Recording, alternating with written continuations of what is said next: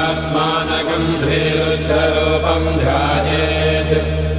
शुद्धस्फटिकसङ्काशं त्रिनेत्रं पञ्चवक्त्रकम् गङ्गाधरं दशभुजं सर्वाभरणभूषितम् नीलग्रीवं शशाङ्काङ्कं नागयज्ञोपवेदिनम् व्याघ्रधर्मोत्तरीयं च वरेण्यमभयप्रदम् कमण्डलवक्षसूत्राणाधारिणं शूलपाणिनम् ज्वलन्तं पिङ्गलजटाशिखामद्योतधारिणम् वृषस्कन्धसमारूढम् उमादेहार्थधारिणम् अमृतेनाप्लुतं शान्तं दिव्यभोगसमन्वितम् दिग्देवतासमायुक्तं सुरासुरनमस्कृतम् नित्यं च शाश्वतं शुद्धं ध्रुवमक्षरमव्ययम् सर्वव्यापिनमीशानं रुद्रं वै विश्वरूपिणम्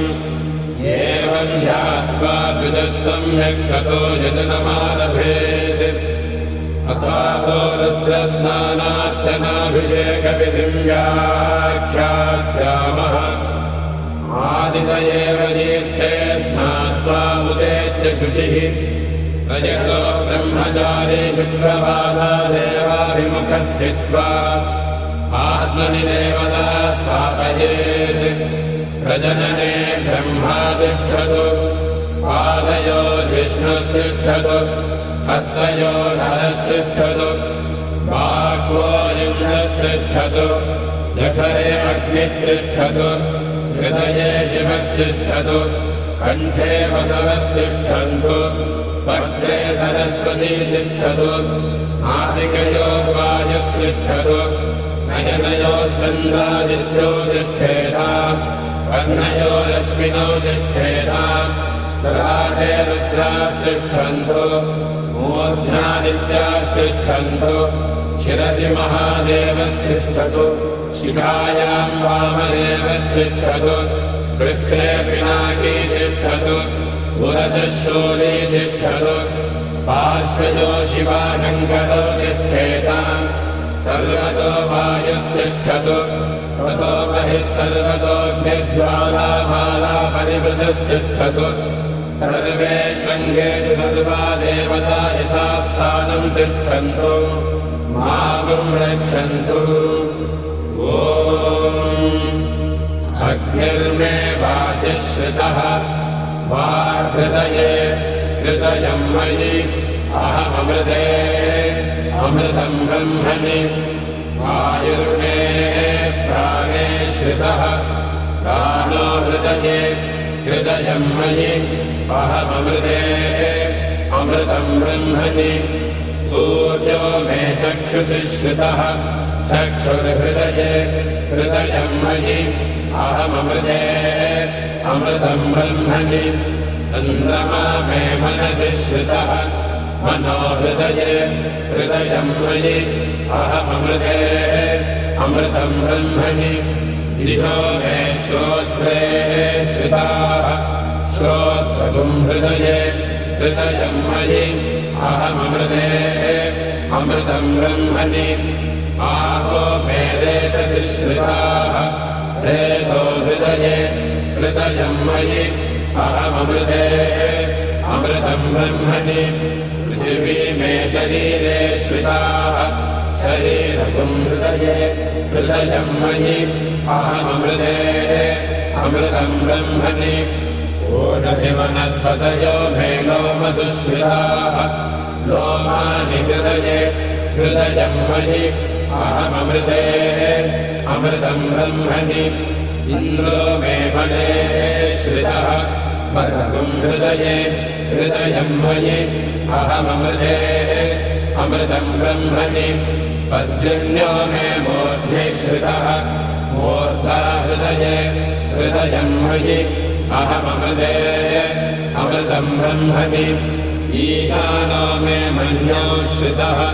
मन्युर्हृदये हृदयं मयि अहममृते अमृतं ब्रह्मणि आत्मानमात्मनि श्रितः आत्मा हृदये हृदयं मयि अहममृते अमृतं ब्रह्मणि पुनर्महात्मा पुनरायुरागात् पुनः प्राणः पुनरागोतमागात् वैश्वानरो रश्मिभिर्वावृधानः अन्तस्तिष्ठत्वमृतस्य गोपाः अस्य श्रीरुद्राध्याय प्रश्नमहामन्त्रस्य अघोरऋषिः अनुष्टुप्छन्दः सङ्गर्षणमूर्तिस्वरूपो योऽसावादित्यः परमपुरुषस्य एष रुद्रो देवता नमः शिवायेति बीजम् शिवधरायेति शक्तिः महादेवायेति कीलकम् श्रीसाम्ब सदाशिवप्रसादसिद्ध्यर्थे जपे विनियोगः ॐ अग्निहोत्रात्मने अङ्गुष्ठाभ्याम् नमः दर्शपूर्णमासात्मने दुर्जनेभ्याम् नमः चातुर्मास्यात्मने मध्यमाभ्याम् नमः निरोधपशुबन्धात्मने अनामिकाभ्याम् नमः ज्योतिष्ठोमात्मने कनिष्ठिकाभ्याम् नमः सर्वकृत्वात्मने करतलकरपृष्ठाभ्याम् नमः अग्निहोत्रात्मने हृदयाय नमः दर्शपूर्णमासात्मने शिरसे स्वाहा चातुर्मास्यात्मने शिखायै वषट् निरोधपशुबन्धात्मने कवचाय हुम् ज्योतिष्ठोमात्मने नेत्रत्रयाय भूषट् सर्वकृत्वात्मने अस्त्राय भटे भूर्भुवस्सुवरोऽभिषितिग्रन्थः ध्यानम्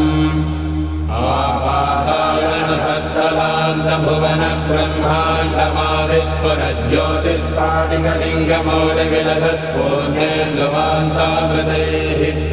हस्तोकाप्लुतमेकमीशमनिशम् रुद्रानवाकाञ्जबन्धाये दुर्बलम् विप्रो विविन्देच्छिवम् पीठम् यस्य धरित्रे जनधरकलशम् लिङ्गमाकाशमूर्तिम् नक्षत्रम् पुष्पमाल्यम् गहनकुसुमम् चन्द्रमन्यग्नेत्रम् कुक्षिः सप्तसमुद्रम् हिमगिरिशयनम् सप्तपादालपादम् वेदम् वक्त्रम् षडङ्गम् दशदिशिवसनम् दिव्यलिङ्गम् नमामि ब्रह्माण्डौ व्याप्तदेहापतितहिमरुजा भासमाला भुजङ्गैः कण्ठे कालाकमन्दा कलितशशिकला चण्डकोदण्डहस्ताः रक्षा रुद्राक्षमाला प्रकटितविभवा शाम्भवा मूर्तिभेदा रुद्रा श्रीरुद्रसूक्तप्रकटितविभवा न प्रयच्छन्तु सौख्यम्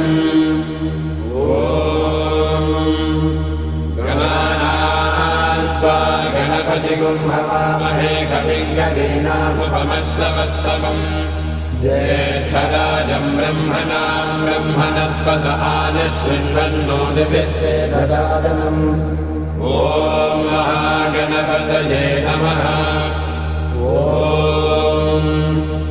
शंस मे मयश्च मे प्रियञ्च मे न कामश्च मे कामश्च मे सौमनसश्च मे भद्रञ्च मे श्रेयश्च मे वस्यश्च मे यशश्च मे भगश्च मे द्रविणञ्च मे यन्ता च मे धत्ता च मे क्षेमश्च मे धृतिश्च मे विश्वञ्च मे महश्च मे संविच्च मे ज्ञात्रञ्च मे सोश्च मे प्रसोश्च मे शीरञ्च मे वयश्च मरुतञ्च मे मृतञ्च मे यक्ष्मञ्च मे नामयश्च मे जीवातुश्च मे दीर्घायुत्वञ्च मे नमित्रञ्च मे भयञ्च मे सुखञ्च मे शयनञ्च मे सूषा च मे सुदिनञ्च मे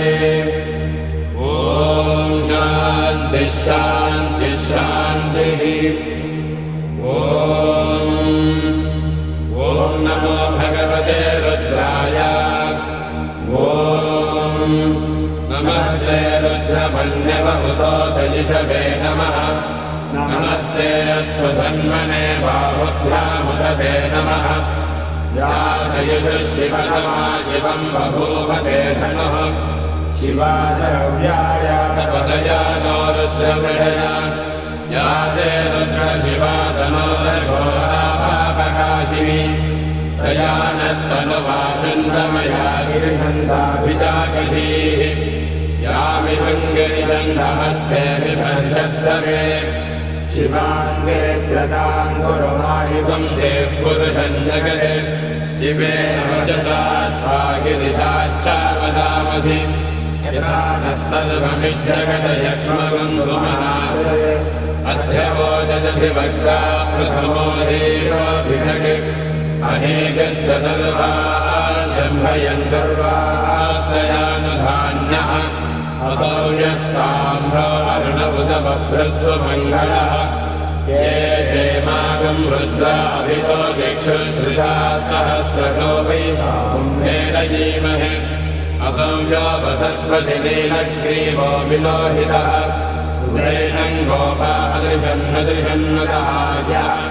उग्रैनं विश्वाभूतानि सदृष्टो मृडयादिनः नमो अस्तु नीलग्रीवाय सहस्राक्षाय मेधुके अथो ये अस्य सत्त्वानो हन्येभ्यो करन्नमः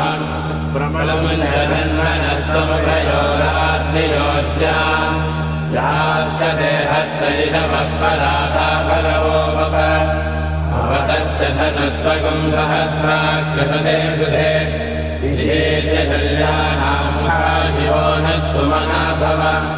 विद्यन्धनकपद्मिनो विशल्यो मानवागुम्भुत अनेशन्नशेषव आभुरस्य निषङ्गतिः या देहे धर्मे धृष्टमहस्ते बभूवते धनुः प्रयास्वान् विश्वतस्त्वमयक्ष्मया परिभुज नमस्ते अस्त्वायुधायानातदाय धृष्णवे उभाभ्यामुदते नमो बाहुभ्यान्तपधन्वने परिते धन्वनो हेतिरस्मान् प्रणक्तु विश्वतः अथो यदि श्रुतिस्तवारे अस्मन्निधेहितम् नमस्ते अस्तु भगवन् विश्वेश्वराय महादेवाय त्र्यम्बकाय त्रिपुरान्तकाय त्रिकाग्निकालाय कालाग्निरुद्राय नीलकण्ठाय मृत्युञ्जयाय सर्वेश्वराय सदाशिवाय श्रीमन्महादेवाय नमः नमो हिरण्यवाहवे सेनान्ये दिशान्तपतये नमो नमो वृक्षेभ्यो हरिकेशेभ्यः पशूनां पतये नमो नमः सस्मिञ्जनाय त्रिषेमते पथीनां पतये नमो नमो वक्रुहाय विव्याधिनेन्नानां पतये नमो नमो हरिकेशायोपवीतिने पुष्टानां पतये नमो नमो भवस्य हेत्ये जगतां पतये नमो नमो रुद्राय तथा विनेक्षेत्राणां पतये नमो नमः सूताय हन्याय वनानां पतये नमो नमो रोहिताय स्थपतये वृक्षाणां पतये नमो नमो मन्त्रिणे वाणिजाय कक्षाणां पतये नमो नमो भुवन्तये वारिवस्कृताय औषधीनां पतये नमो नमः उच्चैर्घोषाय गन्धयते पद्येनां पतये नमो नमः कृत्स्नवेदाय धावते सत्त्वनां पतये नमः नमः सहमानाय निर्व्याधिनः व्याधिनीनां पतये नमो नमः खगुभाय निषङ्गिने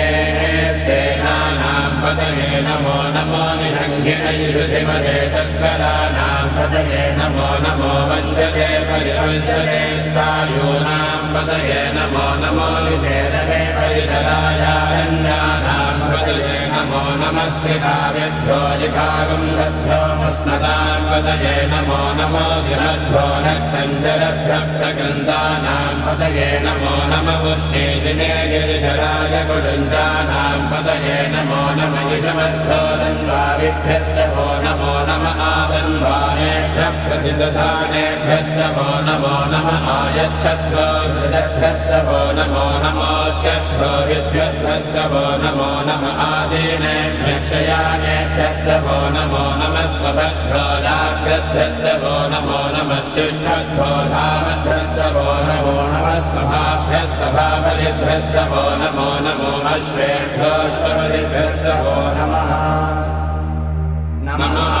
व्याधिनेभ्यो विविध्यन्तेभ्यस्तभो नमो नमः पुगणाभ्यस्तृगम्भलेभ्यस्तभो नमो नमो वृत्सेभ्यो वृत्सपतिभ्यस्तभो नमो नमो व्रातेभ्यो व्रातपतिभ्यस्तभो नमो नमो गणेभ्यो गणपतिभ्यस्तभो नमो नमो विरूपेभ्यो विश्वरूपेभ्यस्तभो नमो नमो महद्धाक्षुल्लकेभ्यस्तभो वो नमो नमो ऋषिभ्यो रथेभ्यस्तवो नमो नमो रथेभ्यो रथपतिभ्यस्तवो नमो नमः सेनाभ्यस्सेनानिभ्यस्तवो नमो नमः क्षत्रुभ्यः सङ्ग्रहेतृभ्यस्तवो नमो नमश्चक्षुभ्यो रथकालेभ्यस्तवो नमो नमः कुणालेभ्यः कर्मालेभ्यस्तवो नमो नमः पुञ्जिष्टेभ्यो निरालेभ्यस्तवो नमो नमः यशकृद्भ्यो धन्वकृद्भ्यस्तवो नमो नमो मृगयभ्यश्वनिभ्यस्तवो नमो नमः श्वभ्यश्वपदिभ्यस्तवो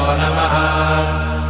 नमो भवाय च रुद्राय च नमः शर्वाय च पशुपतये च नमो नीलग्रीवाय च शितिकण्ठाय च नमः कपर्दिने च व्यक्तकेशाय च नमः सहस्राक्षाय च शतधन्वने च नमो गिरिशाय च शिबिभिष्ठाय च नमो मेघोत्तमाय चेरुमदे च नमो ह्रस्वाय च वामनाय च नमो बृहदे च वर्षीयसे च नमो वृद्धाय च संवृद्धने च नमो अग्र्याय च प्रथमाय च नमः आधवेदाजिराय च नमः शीघ्रियाय च शीघ्राय च नमः ऊर्ध्वाय च वस्वन्याय च नमः स्रोतस्याय च दीप्याय च नमो ज्येष्ठाय च कनिष्ठाय च नमः पूर्वजाय च परदाय च नमो मध्यमाय च प्रकल्पाय च नमो जघन्याय च बुद्धियाय च नमः स्वोभ्याय च प्रतिधर्याय च नमो याम्याय च क्षेम्याय च नमः पुर्वर्याय च कल्याय च नमः श्लोक्याय च वसान्याय च नमो वन्याय च कक्ष्याय च नमः श्रवाय च प्रतिश्रवाय च नमः आशुधेनाय च सुरथाय च नमः शूराय च वविन्दते च नमो वर्मिणे च वरोषिणे च नमो बिल्विने च कवचिने च नमः श्रुताय च श्रुतसेनाय च नमो दुन्दुभ्याय च हनन्याय च नमो धृष्णवे च प्रमृगाय च नमो दूताय च प्रहिताय च नमो निषङ्गिने च ऋधिमते च नमस्तीक्ष्णे च वेदायुधिने च नमः स्वायुधाय च सुधन्वने च नमः श्रुत्याय च पथ्याय च नमः काट्याय च नेत्याय च नमः सूत्याय च रदस्याय च नमो नाट्याय च वैजन्ताय च नमः कोप्याय च भट्याय च नमो वश्याय च वर्ष्याय च नमो मेघ्याय च विद्युत्याय च नमः शीघ्रियाय च तप्याय च नमो वाद्याय च रेश्म्याय च नमो वास्तव्याय च वास्तुपाय च नमः सोमाय च रुद्राय च नमः स्थाम्राय च अरुणाय च नमः शङ्खाय च पशुपतये च नमः उग्राय च भीमाय च नमो अग्रे वधाय च दूरे वधाय च नमो हन्त्रे च हनीयसे च नमो वृक्षेभ्यो हरिकेभ्यो नमस्ताराय नमः शम्भवे च मयोभवे च नमः शङ्कराय च मयस्कराय च नमः शिवाय च शिवचराय च नमस्तीर्थ्याय च कौल्याय च नमः पार्याय च पार्याय च नमः प्रतरणाय चोत्तरणाय च नमः आराध्याय च आराध्याय च नमः षष्ट्याय च फेन्याय च नमः सिकत्याय च प्रभात्याय च नमः हिरण्याय च प्रपथ्याय च नमः किकुंशिनाय च क्षयनाय च नमः कपर्दिने च पुनस्तये च नमो गोष्ठ्याय च कृष्याय च नमः स्तल्भ्याय च गेह्याय च नमः काट्याय च कक्ष्येष्ठाय च नमो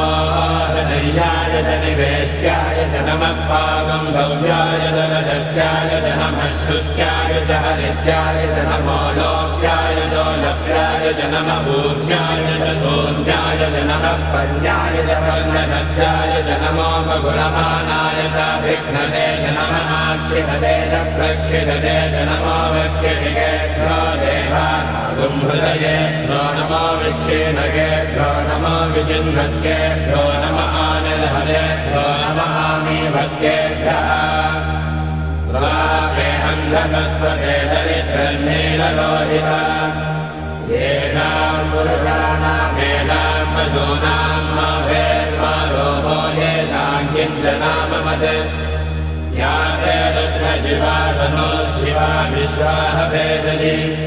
शिवा रुद्रस्य भेषति दयानो मृडदेवसे